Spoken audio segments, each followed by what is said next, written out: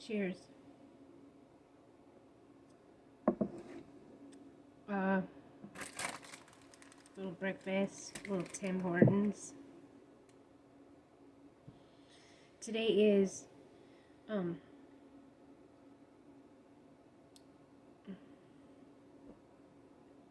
excuse me, excuse me. Today is June 18th, 2026. So, what I wanted to say in this video to start off with is, I haven't written anything down for this video, is just that, I really feel like our young people's senses have been dulled through gene therapy. I really think that, and I see proof of it every day. So from the book of Joel, chapter 2, words of compassion and promise, starting in verse 23, and I'm going to backtrack after that. Children of Zion, rejoice and be glad in the Lord your God, because he will give you the early rain as a sign of righteousness. He will pour down abundant rain for you, the early and the late rain as before. The threshing floors will be full of grain, the vats will overflow with new wine and fresh oil. I will repay you for the years that the cutting locusts, the swarming locusts, the hopping locusts, the devouring locusts have eaten, my great army which I sent against you. You will eat abundantly and be satisfied. You will praise the name of the Lord your God, who has done wonders for you, and my people will never again be put to shame. Going back here in Joel chapter 2, verse 18, starting, then the Lord became passionate about the land and had pity on the people. The Lord responded to the people, see, I am sending you the corn, new wine, and fresh oil.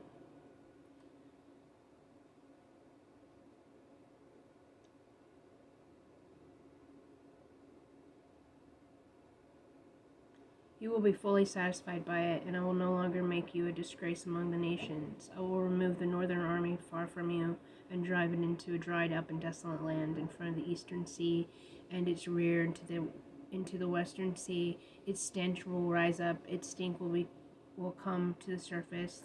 The Lord is about to do great things. Don't fear, fertile land, don't fear. Rejoice and be glad, for the Lord is about to do great things.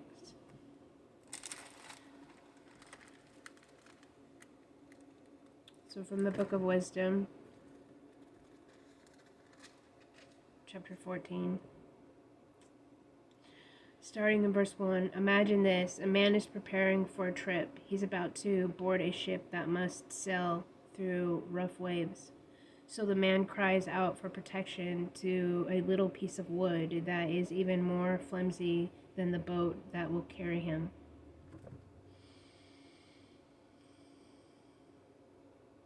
Desire for profit led to the ship's planning, and wisdom was the artisan who built it. But your watchful guidance, Father, pilots the ship. You made a way in the sea, a sure path through strong waves. You have shown us that you can rescue us from anything.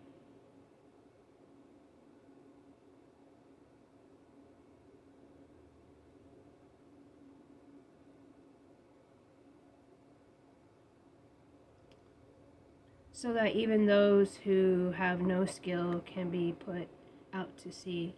Your will is that the works of your wisdom be fruitful. This is the only reason, in the end, why humans can entrust their lives to cheap pieces of wood and can reach land safely by riding the breaking surf on a ship that is no more than a raft. Near the beginning, at a time when proud giants were being destroyed, the hope of the world escaped on just such a raft. This was how the genetic character of a new generation survived for the world to come. They were steered the whole way by your hand, Father. Praised be the wood, by means of which it has now become possible for us to do what is right. But idols made by human hands are cursed, as are those who make them. Those who make them are cursed because they make them. The idols are cursed because, though made of corruption and corruptible material, people call them gods. Both are equally hateful to God, the godless craftsmen and the products of their godlessness. The thing that has been produced will be punished along with the one who produced it. Therefore, God will come in judgment on the nation's idols, for they have turned a part of God's creation into something that God hates. They have produced stumbling blocks for the well-being of humans, a trap set to spring when the feet of the foolish step on it. The very notion of idols was the beginning of immoral sexual activity. The invention of idols ruined human life. In the beginning, idols didn't exist, and they won't last forever. They come into the world through the empty-headed imaginings of humans, and therefore they'll come to a quick end.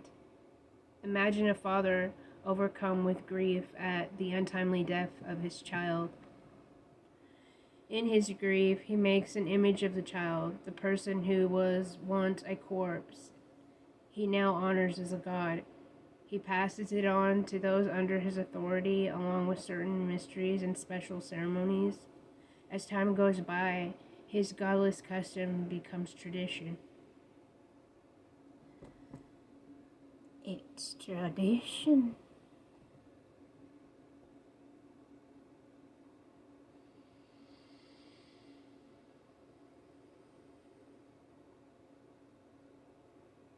Eventually, his custom becomes law, and rulers order the people to worship these carved images. These rulers, however, lived far away from most of their subjects, so because of the people they couldn't pay their respects in person, they imagined that the ruler looked like, and from their imaginations made an image of their honored leader. By their diligent efforts, they were thus still able to shower the king with their flattery. But the artist's desire to be recognized for his work also incited the fools to an ever greater intensity of worship, perhaps out of a desire to please the person in power.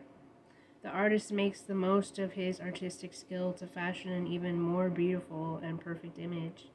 The masses, charmed by the object's workmanship, now began to consider the object worthy of their worship, where not long beforehand they had only honored the person as a human being. In this way, idolatry becomes a trap for one's life, whether it is because of a father's misfortune or because people are ordered to do so. Stones and plants begin to be called by the name that was never supposed to be shared with anything or anyone else. Then, as if it weren't enough that they should err concerning the knowledge of God, other things follow. When living ignorantly in the midst of a great war, people call such evil things peace. Then, in the celebration of secret religious ceremonies involving the ritual murder of children, or in hidden mysteries, or in mad orgies of strange worship practices, people stop keeping their lives and their marriages pure. Instead, one person plots to kill another by lying in ambush. Another person causes grief by becoming sexually involved with another person's spouse. Everything becomes a confused mix of blood, murder, theft, and deception, corruption, breaking one's word, upheaval, false pledges. All these things abound. What is good is shouted down. Favors are forgotten. Entire beings are stained with guilt. Legitimate genealogy is lost. Marriage is thrown into confusion. The worship of nameless idols is the origin of all evil. It causes its cause as well as its result. Wisdom chapter 17, starting, your judgments are great and difficult to explain. This is why those who haven't been well taught go astray. When lawless people tried to oppress your holy nation, in actual fact, they were the prisoners who were being held in the dark place, bound in chains through a long night. They were confined to their own homes as they vainly tried to flee from a plan that had been prepared for all of eternity. They thought they could hide their sins by pulling a blanket of forgetfulness over themselves, but instead they were scattered in every direction, terrified by fear and spooked by nightmarish visions.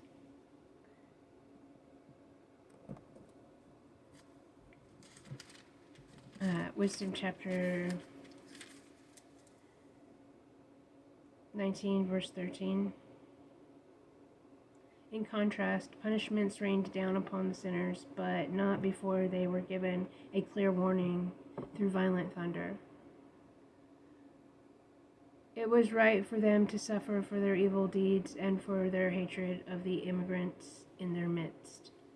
Some people have failed to welcome strangers who came into their midst to stay a while, but these people went so far as to make slaves of people who were their guests and benefactors. Judgment will come on those who greeted people who weren't like them as enemies. But these people first gave feasts to welcome those who did right and shared with them the blessings of the land. But then they began to force the strangers to do hard labor. Therefore, they were struck blind, just like those people who had gathered at the door of one who had also done what was right. A veil of darkness was cast around them, and each one of them groped for the entrance to his own gates. If we are careful to observe events, we can see just how the elements of the universe are transformed. In the same transformation that happens when someone changes the sounds that a harp makes by changing the key while continuing to play the same melody. In this way, land animals were changed into underwater creatures, while animals that swam in the waters now moved onto the land. Fire was able to burn on the open water, while water forgot that it was supposed to put out fire. Flames no longer burned that exposed flesh of living beings who were able to walk through the flames. Flames didn't even melt the frost-like crystals that were the kind of food of everlasting life.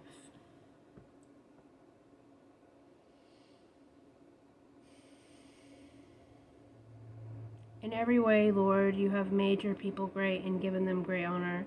You never neglected us, but you stood by us in every time and in every place.